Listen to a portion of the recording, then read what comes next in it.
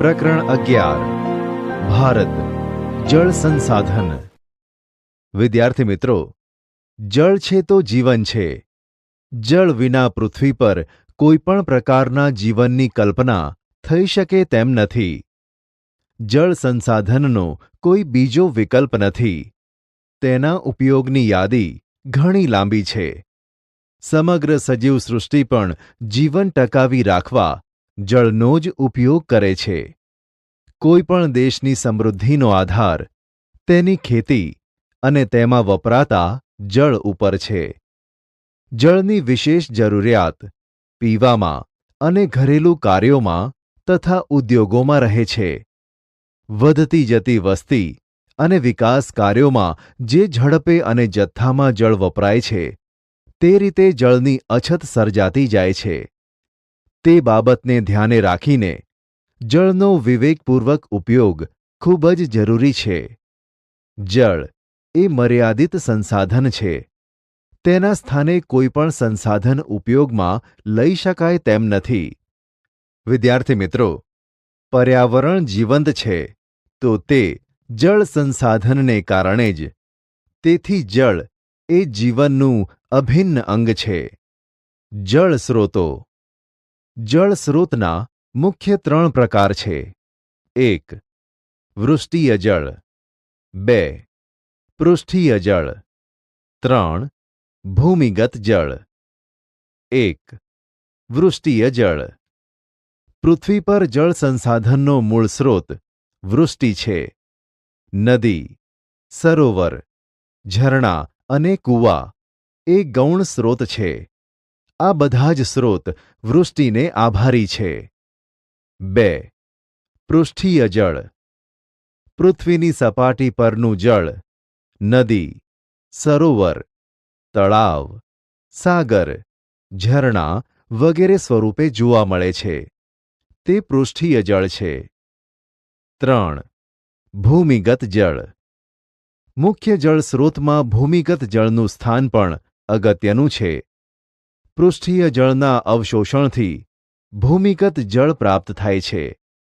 ભૂમિગત જળનો જથ્થો અમર્યાદિત છે। ભારતમાં ઉત્તરના મેદાની વિસ્તારમાં 42% ભૂમિગત જળ મળે છે। દક્ષિણ ભારતમાં ઉચ્ચ પ્રદેશ અને પર્વતીય વિસ્તારોને કારણે ભૂમિગત જળનું પ્રમાણ ઓછું જોવા મળે છે। ભૂમિગત જળનો સૌથી વધુ ઉપયોગ સિંચાઈ માટે થાય છે। જળ સંસાધનો અને ઉપયોગ। સૌપ્રથમ આપણે સિંચાઈ વિશે માહિતી મેળવીએ। સિંચાઈ। ભારતમાં લગભગ 84% જળ સિંચાઈ માટે ઉપયોગી છે। જેમ કે 1 કિલો ઘઉં ઉત્પન્ન કરવા લગભગ 1500 લીટર પાણીની આવશ્યકતા હોય છે। ડાંગર, શણ અને શેરડીના પાકોને વધુ જળની આવશ્યકતા રહે છે।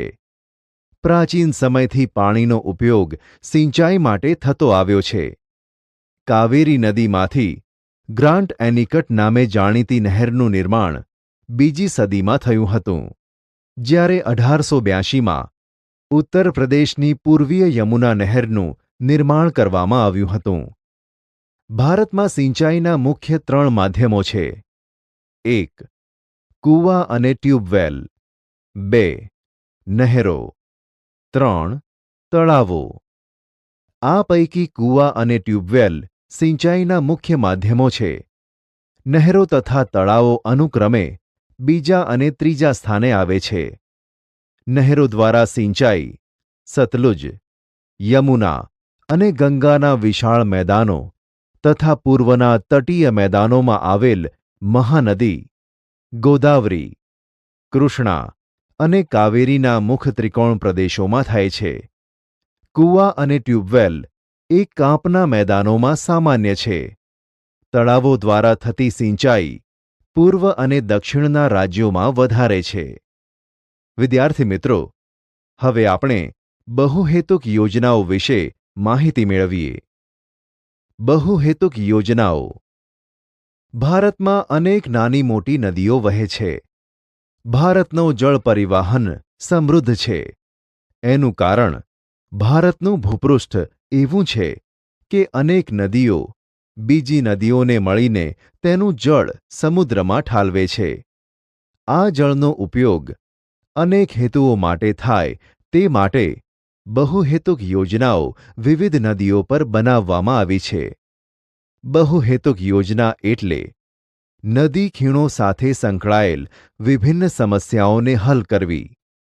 એમાં પૂર નિયંત્રણ, જમીન ધોવાણનો અટકાવ, સિંચાઈ અને પેયજળ, ઉદ્યોગો, વસાહતોને અપાતું પાણી, વિદ્યુત ઉત્પાદન, આંતરિક જળ પરિવહન, મનોરંજન, વન્યજીવ સંરક્ષણ અને મત્સ્યપાલનના વિકાસનો સમાવેશ થાય છે. વિદ્યાર્થી મિત્રો, આ કોઠા દ્વારા ભારતની મુખ્ય બહુહેતુક યોજનાઓ વિશે તમને માહિતી મળશે. સિંચાઈ ક્ષેત્રનું વિતરણ. ભારતના દરેક રાજ્યના સંદર્ભે સિંચાઈ ક્ષેત્રોમાં ઘણો તફાવત છે. આંધ્રપ્રદેશના તટીય જિલ્લા તથા ગોદાવરી, કૃષ્ણા નદીના મુખ ત્રિકોણ પ્રદેશો, ઓડિશાની મહાનદીનો મુખ ત્રિકોણ પ્રદેશ, તમિલનાડુમાં કાવેરીનો મુખ ત્રિકોણ પ્રદેશ, પંજાબ, હરિયાણા તથા પશ્ચિમી ઉત્તર પ્રદેશ વગેરે દેશના સઘન સિંચાઈ ક્ષેત્રો છે. સ્વતંત્રતા પછી ભારતમાં કુલ સિંચાઈ ક્ષેત્ર લગભગ 4 ગણું વધી ગયું છે. સ્પષ્ટ વાવેતર ક્ષેત્રના લગભગ 38% ભાગમાં સિંચાઈ થાય છે. ભારતના રાજ્યોમાં સિંચાઈ ક્ષેત્રના વિતરણમાં ઘણી અસમાનતા છે.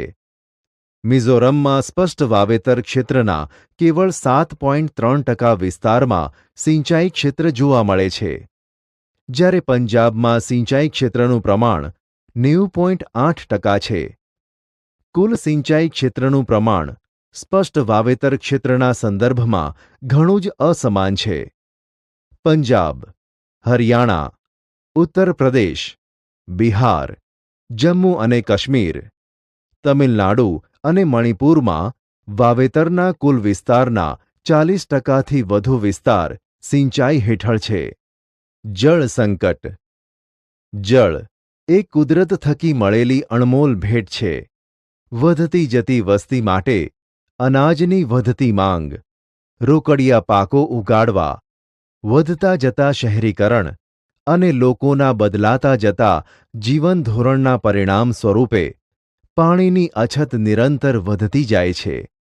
છતાં પણ પાણી પુરવઠાની પરિસ્થિતિ અને સ્થાનિક વિતરણની અસમાનતા ઘણું કરીને માનવ હિતો, આજીવિકા તથા આર્થિક વિકાસ માટે પડકારરૂપ છે.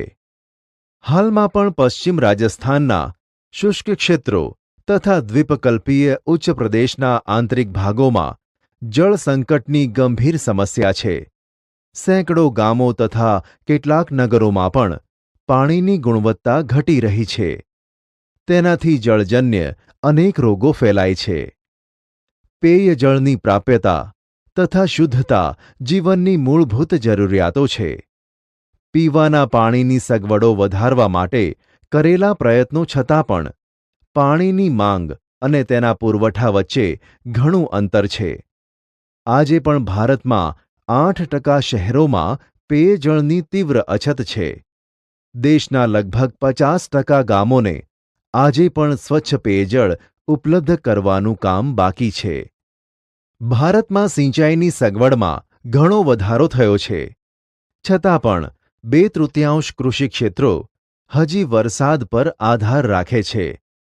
વર્તમાન સમયમાં કૂવા અને ટ્યુબવેલ દ્વારા વધારે ને વધારે પાણીને બહાર કાઢતા ભૂમિગત જળનું સ્તર નીચું ગયું છે. પરિણામે ભૂમિગત જળ સંસાધનોમાં ઘટાડો થયો છે. કેટલાક રાજ્યોમાં ભૂમિગત જળને વધારે જથ્થામાં કાઢવાથી દેશમાં ગંભીર પ્રશ્નો ઊભા થયા છે. પાણીની ઘટતી ગુણવત્તા અને વધતી જતી અછત જેવી ગંભીર સમસ્યાઓનો સામનો કરવો પડી રહ્યો છે. કૃષિ ઉપરાંત ઉદ્યોગોમાં પાણીનો અનિયંત્રિત ઉપયોગ થાય છે. ઘરેલું તથા ઔદ્યોગિક એકમોના મલિન જળ જળ પ્રદૂષણનો મુખ્ય સ્રોત છે. જળ સંસાધનોની જાળવણી અને વ્યવસ્થાપન.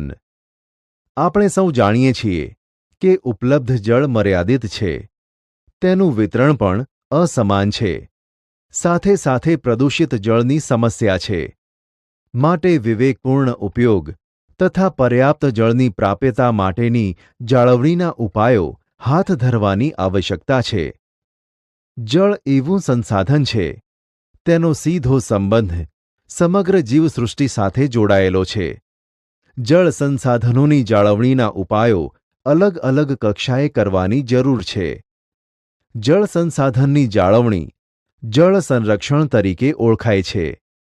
જળ સંરક્ષણના કેટલાક સામાન્ય ઉપાયો આ મુજબ છે. જળ સંચય માટે વધુમાં વધુ જળાશયોનું નિર્માણ. એક નદી બેસિન સાથે બીજી નદી બેસિનનું જોડાણ અને ભૂમિગત જળસ્તર એટલે કે જળ સપાટીને ઉપર લાવવાનો સમાવેશ થઈ શકે. જળ એક રાષ્ટ્રીય સંપદા છે. જળપ્લાવિત ક્ષેત્ર વિકાસ. જળપ્લાવિત ક્ષેત્ર એક પ્રાકૃતિક એકમ છે અને તેનો ઉપયોગ અનુકૂળતા મુજબ નાના પ્રાકૃતિક એકમ ક્ષેત્રોમાં સમન્વિત વિકાસ માટે કરવામાં આવે છે. નદી બેસિન એક એવું ક્ષેત્ર છે જેનું પાણી નદી અને તેની શાખાઓ દ્વારા વહીને એક સ્ત્રાવ ક્ષેત્ર બનાવે છે. આ જળપ્લાવિત ક્ષેત્ર છેવટે તો શાખા નદીનો બેસિન વિસ્તાર જ છે. ઋતુ પરત્વે થતા વરસાદને કારણે આ શાખા નદી દ્વારા પાણી વહીને આગળ જાય છે અને છેવટે કોઈને કોઈ નદીને મળી જાય છે. જળપ્લાવિત ક્ષેત્ર વિકાસ એક સમગ્રતયા વિકાસનો અભિગમ છે. એમાં જમીન અને ભેજ સંરક્ષણ, જળ સંચયન, વૃક્ષારોપણ, વનીકરણ, હોર્ટિકલ્ચર, ગૌચર વિકાસ અને સામુદાયિક ભૂમિ સંસાધનોના ઉત્થાન સંબંધી કાર્યક્રમોનો સમાવેશ થાય છે. આ બધા કાર્યક્રમો અન્વયે ભૂમિ ક્ષમતા તથા લોકોની સ્થાનિક જરૂરિયાતોને ધ્યાનમાં રાખવાની હોય છે. આમાં સ્થાનિક લોકોની સહભાગિતાની જરૂર હોય છે. આથી કેન્દ્ર તથા રાજ્ય સરકારોએ ઘણી યોજનાઓ હાથ ધરી છે. વૃષ્ટિજળ સંચયન. વૃષ્ટિજળને રોકીને એકઠું કરવાની વિશેષ પદ્ધતિઓ જેવી કે કૂવા, બંધારા, ખેત તલાવડીઓ વગેરેનું નિર્માણ કરવાનો સમાવેશ થાય છે. આ માધ્યમો થકી જળ સંચયન થાય છે. અહીં ભૂમિગત જળ સ્તર પણ ઊંચું આવે છે. આમ કરવાથી ઘરેલું અને કૃષિ જરૂરિયાત પૂરી થઈ શકે છે. વૃષ્ટિજળ સંચયના મુખ્ય ઉદ્દેશો: ભૂમિગત જળને એકઠું કરવાની ક્ષમતા વધારવી અને તેના જળસ્તરનો વધારો કરવો. જળ પ્રદૂષણને ઘટાડવું. ભૂમિગત જળની ગુણવત્તામાં સુધારો કરવો. સ્થળ માર્ગોને પાણીના ભરાવાથી બચાવવા. સપાટી પરથી વહી જતા પાણીનો જથ્થો ઓછો કરવો. ઉનાળામાં તથા લાંબા શુષ્ક સમયગાળામાં પાણીની ઘરેલું જરૂરિયાતોને પૂરી કરવી. પાણીની વધતી જતી માંગને પૂરી કરવી. મોટા શહેરોમાં બહુમાળી આવાસો વચ્ચે વરસાદના પાણીનો સંગ્રહ થાય તે માટે ભૂગર્ભ ટાંકાઓ અથવા વરસાદી પાણી જમીનમાં ઉતરે તેવી વ્યવસ્થા કરવી. જળ વ્યવસ્થાપન માટે આ મુદ્દા ધ્યાનમાં રાખવા જોઈએ. બાગ બગીચા, વાહનો, શૌચાલયો તથા વોશ બેસિનોમાં વપરાતા પાણીનો કરકસરપૂર્વક ઉપયોગ કરવો. લોકજાગૃતિ પેદા કરીને તથા જળ સંરક્ષણ અને તેના કુશળ વ્યવસ્થાપન સંબંધી દરેક પ્રવૃત્તિમાં લોકભાગીદારી વધારવી. ઉપયોગમાં લેવાયેલા પાણીનો શક્ય હોય તો પુનઃ ઉપયોગ થાય તેવા પ્રયત્ન કરવા. જળાશયોને પ્રદૂષણથી બચાવવા. જળસ્ત્રાવના બધા એકમો જેવા કે કૂવા, ટ્યુબવેલ, ખેત તલાવડી વગેરેનો ઉપયોગ વધારવો. ભૂમિગત જળનો ઉપયોગ કરતા એકમો પર દેખરેખ રાખવી. જળ સંચય સ્થળોની દુર્દશા અટકાવવી તથા જળ પ્રદૂષણને અટકાવવા માટે પાણીની પાઇપોનું તત્કાળ સમારકામ હાથ ધરવું. દરેક વિસ્તાર માટે એક સરખા ઉપાયો લાગુ પાડી શકાય નહીં. કોઈ વિશિષ્ટ ક્ષેત્રના જળ સંસાધનોના વિકાસ અને વ્યવસ્થાપન માટે સંબંધિત સ્થાનિક લોકોનો સહકાર લઈ તેમને સામેલ કરવા જોઈએ. વિદ્યાર્થી મિત્રો, આમ જળનો કરકસરભર્યો ઉપયોગ કરવો જરૂરી છે. જળ સંચય માટે અવનવી પદ્ધતિઓ અમલમાં આવી રહી છે. વરસાદ પડે કે ન પડે, જળનું સંકટ આપણા પર તોળાયેલું જ છે. ખેતર હોય કે પાણીયારું, આપણે પાણીનું ટીપે ટીપું સાચવવાની જરૂર છે. કારણ કે જળ એ જ જીવન છે.